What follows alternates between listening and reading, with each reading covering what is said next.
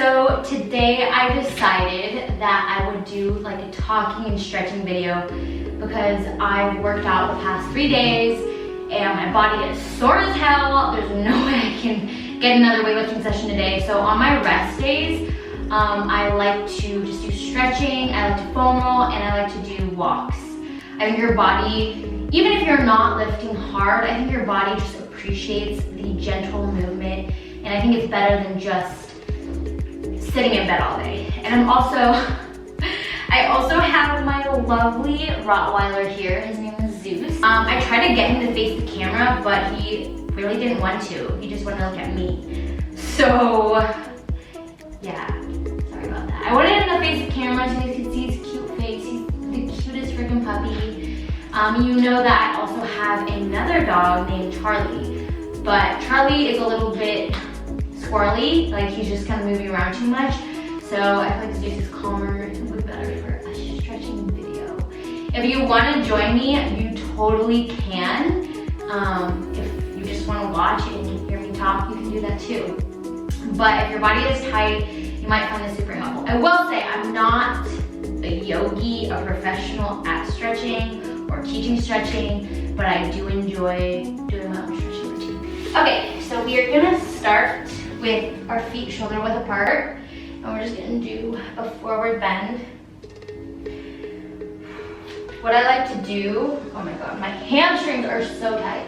What I like to do is grab opposite elbows and then just let my whole upper body hang down. Just kind of sway back and forth. Oh my god, my legs feel like hell. I was just there for a while. So I've never done just a stretching and talking video, and I'm like, what do I talk about? But I was thinking that it would be interesting to talk about my fitness journey, especially in 2020 and with quarantine, because if you have been following me for a while, or just like following me on Instagram, we're gonna do a right lunge. You know that this year for me was really about losing fat, making a fitness transformation, changing my lifestyle habits, and getting more confident and comfortable in my body. And the reason why I was at a place where I wasn't happy with my body was because I competed. The last show that I competed in was in December of 2018. I did a bikini competition and I coached myself mainly. I did have a coach that would train me during my leg sessions because he was just so good at pushing me in a way that I couldn't push myself. But I basically trained myself, which I really don't recommend, because I feel like when you are training yourself and it's harder to be objective. You know, it's your own body, you want to make progress really, really fast. And so I just like cut my food so low. I increased my cardio so much to the point where I kind of fucked my body. It was in a place where it was so used to doing so much cardio and eating so little that as soon as I ate a normal amount and didn't like spend my whole day doing cardio, I gained weight instantly. And I gained weight, and that's called rebounding. And I rebounded so bad. It's funny because I totally know better. You know, I coach clients and I would never put them through that, but when it's yourself, you don't care. You're like, you know what, like I hate my body. Not I hate my body, but when you're doing a show, for me it was like I want to see changes so quickly and so immediately that I will do whatever it takes, even if it totally screws my metabolism in the long run, which is exactly what happened. So all of 2019 and the beginning of 2020 was basically me just repairing my metabolism, letting my body rest, and not stressing it with excess exercise, excess cardio, and little food.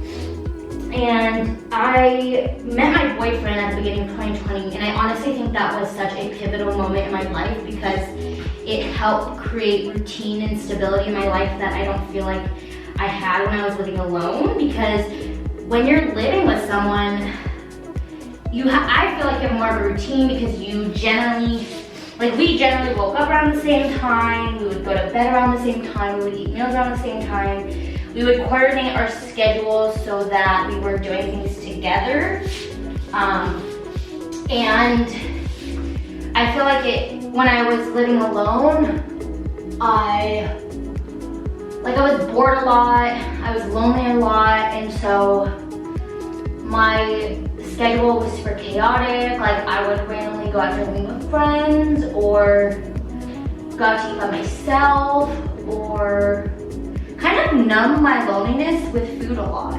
So I honestly think that being with Dee was very instrumental in my weight loss journey this year, even though he didn't necessarily push me to eat healthy or push me to be consistent with my workouts. It was really just the fact that I had someone there to stabilize my schedule with, if that makes sense. And yeah, I really think that if he wasn't here, I don't know if I would have made the same transformation. I don't know if I would have been as consistent as I was throughout the whole year. And I do want to be very open and honest about that because I just think it was such a big part of my fitness journey. I'm doing cat-cow. I think that's what they call it. I'm pretty sure it's really brave to this, but I'm also talking. So it's very difficult to manage both, let me tell you. Oh my god, this feels so good on my back. So what I did initially to just start my weight loss was I just started eating breakfast, lunch, and dinner. And what I mean by that is I didn't have any set scheduled meals before I intended to lose weight. I was just eating whatever, whenever I felt like it. So the biggest thing I did in the beginning, I didn't even tell myself what I was gonna eat. I'm gonna just shift my hips side to side because it feels good. I didn't tell myself, you're gonna eat this, you're gonna have this much, you're gonna eat this many calories. I didn't do any of that right off the bat. I just said, all right, you're gonna have breakfast, lunch, and dinner. You're gonna eat 3 meals a day. You can have whatever you want in whatever quantity you want, but you're just gonna get on a set schedule and routine of eating.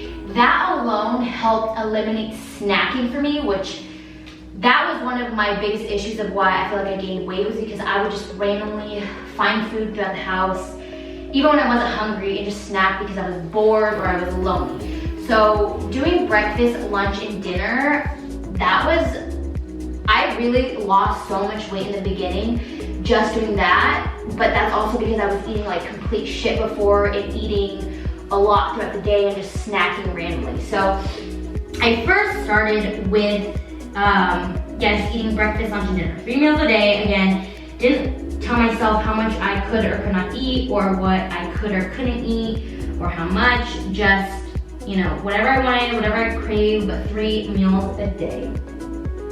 So that was the first thing I did.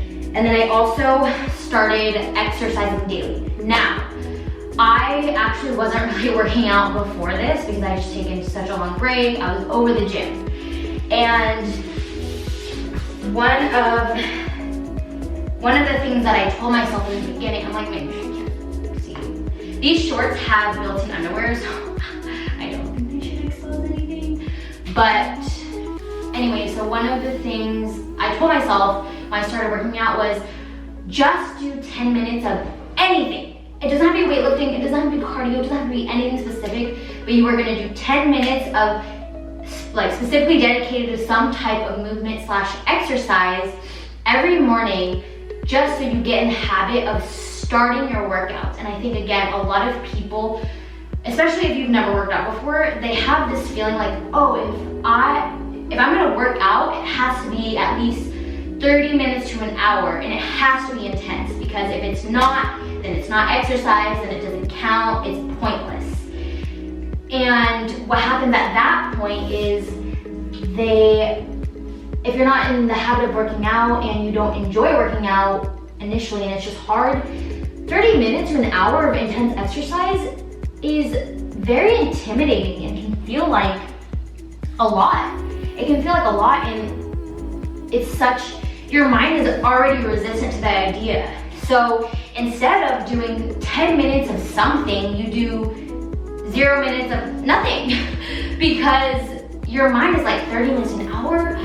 I'd rather lay in bed and watch Netflix. But if you tell yourself 5 to 10 minutes, it's like, of whatever you want, it's like, okay, that's not terrible, I can do that. And what a lot of people don't realize is how powerful momentum is. It's so powerful. When you start doing 5 to 10 minutes, you will be surprised at how quickly it turns into 30 minutes to an hour. But if you initially tell yourself 30 minutes to an hour, you most likely won't even start or won't be more consistent than a couple weeks. You'll feel like it's too much, it's unsustainable, it's miserable, and you'll stop. At least that's what I found with so many people, and myself included. So what I want you to know if you are on your fitness journey, oh my God, my side hurts so bad, seriously. What I want you to know if you're on your fitness journey is that you don't have to do everything at once. It doesn't have to feel super hard. It doesn't have to feel like the most effective exercise, the most effective diet immediately, because more likely than not, it'll feel like such a big change that you won't even want to start, or you won't want to continue doing it. But what you will notice is if you start small, if you start with, okay, I'm just gonna eat 3 meals a day, I'm just gonna eat consistently. And you're not even gonna tell yourself what to eat, just make it consistent meals. And then workouts, okay, I'm gonna exercise every other day or every day, but it's only gonna be 5 to 10 minutes.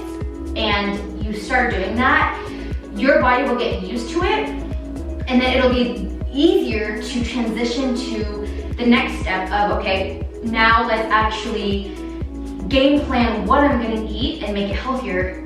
Also, now I'm going to do exercises that I feel like are a little bit more challenging and harder, but because I already did the first step, it doesn't feel so difficult and so terrifying. And for me, I'm a fitness coach, I work with so many fitness people, I do a lot of research, I take a lot from my own experience, so I know that you have to start small, and so it was easier for me to make my transitions and my transformation because I knew the pitfalls that normal people have, that I have, and I made sure to plan and structure my life habits and schedule in a way that was gonna align with my goals and not be overly intimidating and stressful and frustrating in the beginning. So,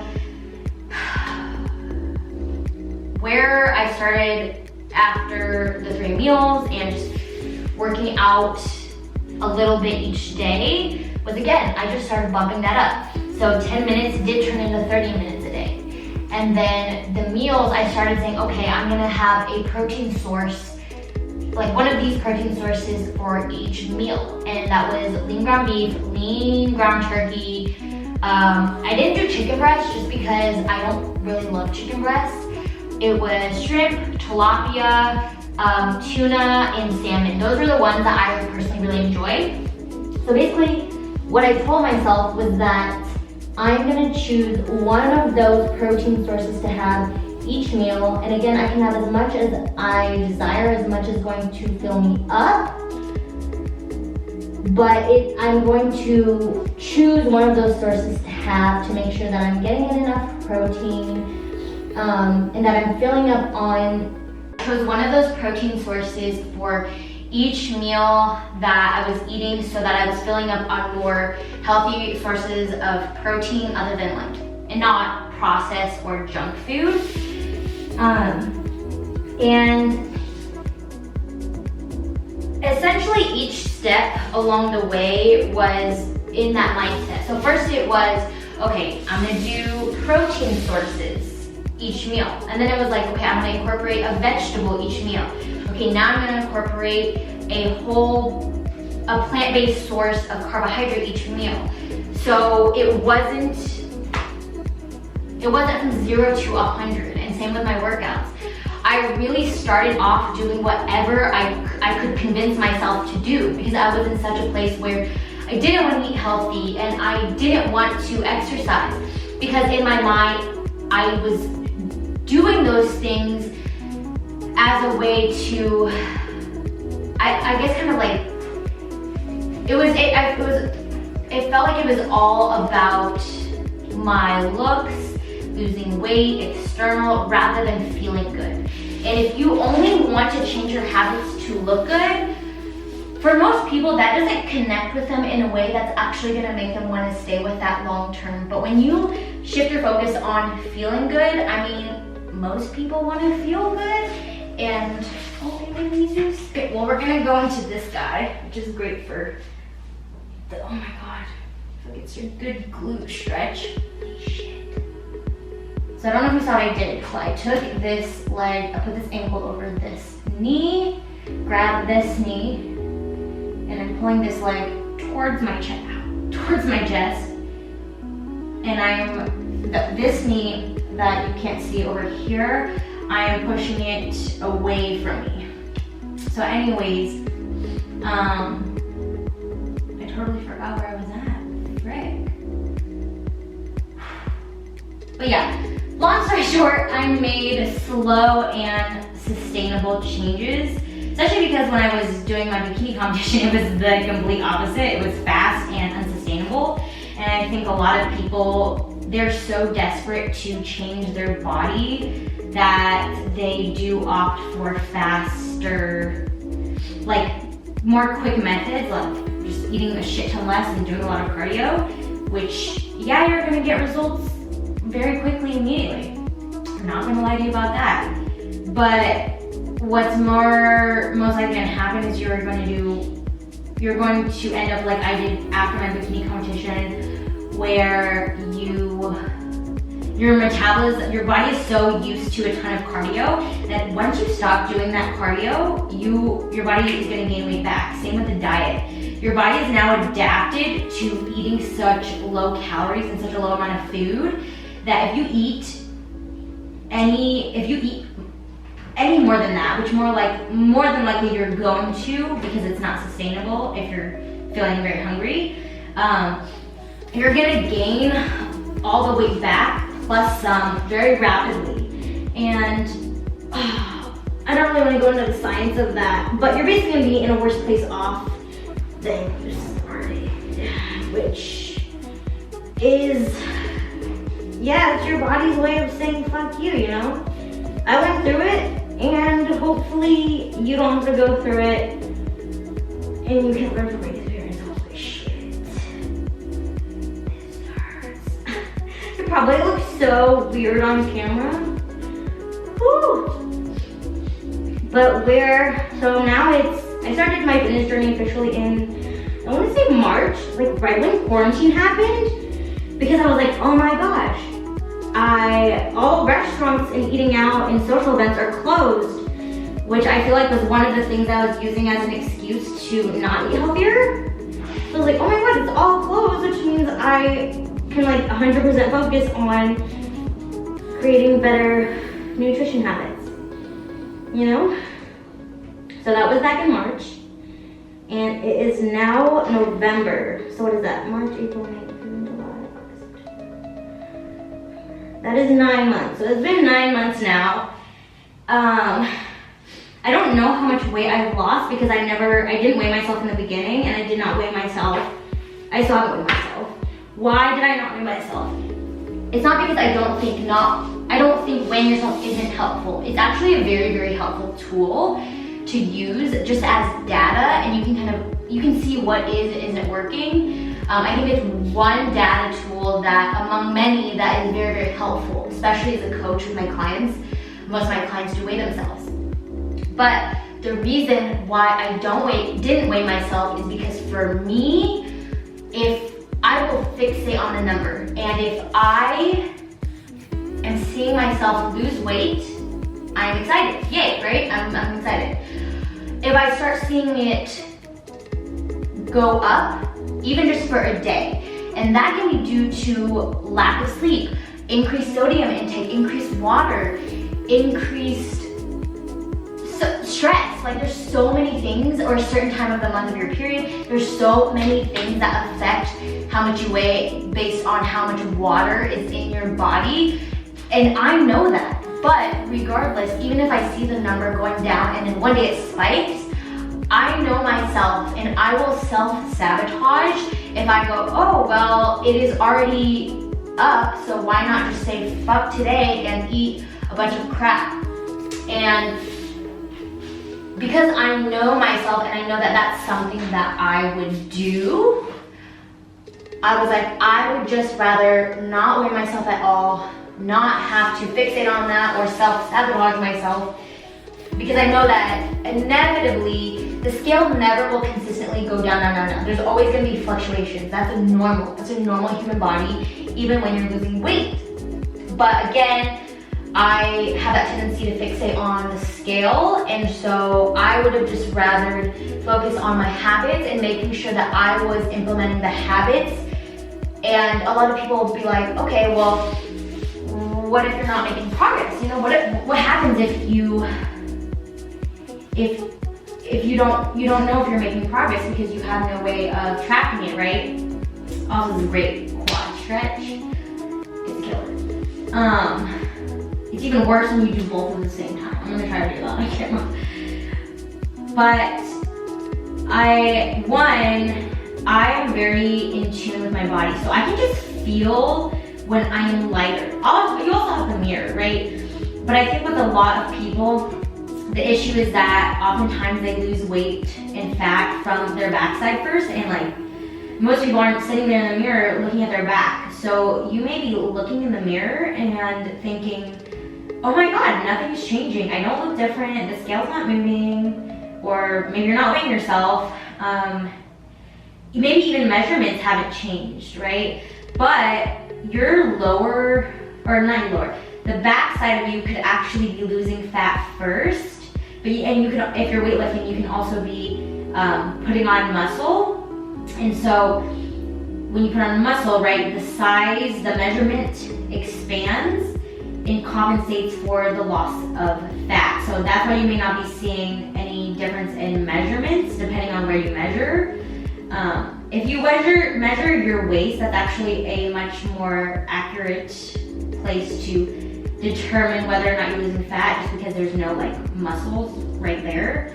So I would say that's one place where you can really judge your progress. But anyways, so for me, I was really in tune with my body. I could feel when I was lighter versus when I wasn't. And also, I told myself that I wouldn't hyper-focus on the results. I would rather focus on the fact that I am staying consistent with the habits that I told myself that I was going to start and do and stick long-term. Because when you are so focused on the immediate results, again, it can easily drive you to do things and habits that are not long-term sustainable, because you're just so focused on the here and now and so desperate for change that you're just like, okay, I'm going to do drastic measures that I know aren't long-term sustainable, but I don't care because I've been there, and I know a lot of people who have been there too. But when you're so unhappy or focused on your body in that moment, it can be hard to rationalize that with yourself. So I told myself that I would focus on measuring my success, not based on my physical progress, not based on numbers, but based on whether I am consistent with my habits that I told myself I would do day in and day out. And I personally think that that is one of the best ways to truly measure your success, even if your goal is to look different, because I really believe it may take months. It may take over a year depending on where you're starting from and where your body is at to see the changes that you are even starting to be happy with. But if you really don't see yourself doing the habits that you're currently doing to lose the weight long term, at least on some level, I just don't think it's worth it, because they say 95% of people who lose weight gain it all back, and probably plus some. And I do not doubt in any shape or form that that is not true. Because again, most people are focused on their physical results, the here and now, whether or not they're changing. Oh God, it's gonna be rough. Whether or not they're changing, rather than, okay, am I actually just being consistent day in and day out with these habits? And am I enjoying these habits? Are they things that I can see myself doing long term? Because I feel like if you come at it from that point, again, even if it takes you for fucking ever, if you are truly consistent with those healthier habits every single day, you will eventually see changes unless you have some type of hormonal or underlying health issue. But I honestly feel like that is rarely the case. So I'm not trying to tell you like that's probably you. I really think most people's issue is just the fact that they are not consistent long term. Or they're consistent 3 days, and then they go way off track for 2 to 3 days, and they feel like, but I did those 3 days. Yes, I was, consistent on these days, but I was consistent on these 3 days, so I should see progress. Girl, you gotta be consistent every fucking day. You gotta be consistent every single day. Obviously, there are some days, you may slip up here and there, and that's totally fine. Even if you slip up every day, I'm gonna tell you that's fine, because the more you guilt yourself, the more you're gonna feel like you wanna give up, which is gonna take you further from being consistent every day. But I want you to know that if you are not being consistent with your healthy habits every damn day and you're not seeing results, don't complain about not seeing results. So that is why I think it's just so important to really find habits that you can do every day, that you can be consistent with, and measure whether or not you are doing those things every single day.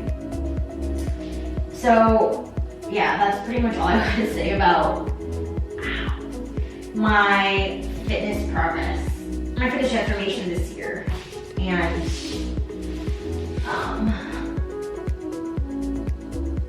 what I've learned from it and what advice I would want to give you from it as well. Shit, now I need a new topic to talk about because we're still stretching. What else can we talk about? Oh my god. This is one of my favorites. I like to walk my hands as close to my feet as possible. Looking in the mirror is not that close, but okay, we are going to end with more upper body stretching, and I guess what I'll talk about is maybe a little bit more of what I've learned in the year 2020 outside of the realm of fitness. And there is actually one YouTuber that I've been watching very regularly, and his name is Kyle Cease. And the reason why I watch him so regularly is because I resonate with every single word that he has ever said, truly. I think that he talks a lot about, how would I even describe it?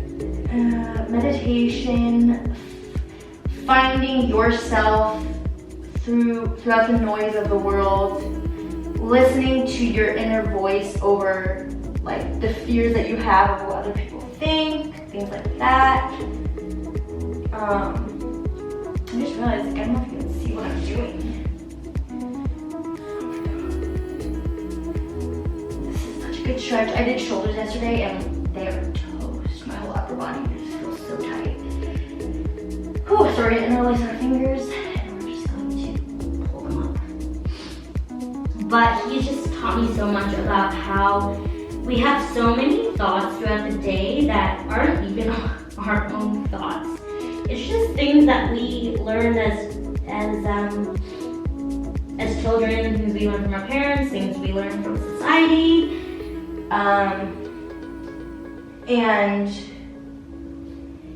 he's taught me a lot about how to listen to my thoughts and not engage with them, not identify them, not claim them as my own, but just listen to the thoughts. And even if they're thoughts that would normally stress me out or make me feel bad, let them be there and love them. And I don't think I could ever explain it as eloquently or beautifully as he does. You would really have to go to his channel. He's amazing. But it's just such a different way of thinking about it, because I think most people teach you how to get over your negative thoughts or combat your negative thoughts. And he's like, just love them. Just let them be there, just love them, just sit with them. And it was such a different way of it being taught and told and described to me. And I think a lot of mindless meditation will tell you that, is like, be okay with all your thoughts. But he's so passionate when he talks, and I really resonate with him. He's like, just love those thoughts. And so I truly learned to love those thoughts. And the funny thing that he says is, once you love those thoughts and you're not trying to make them go away or shame them, what actually ends up happening is that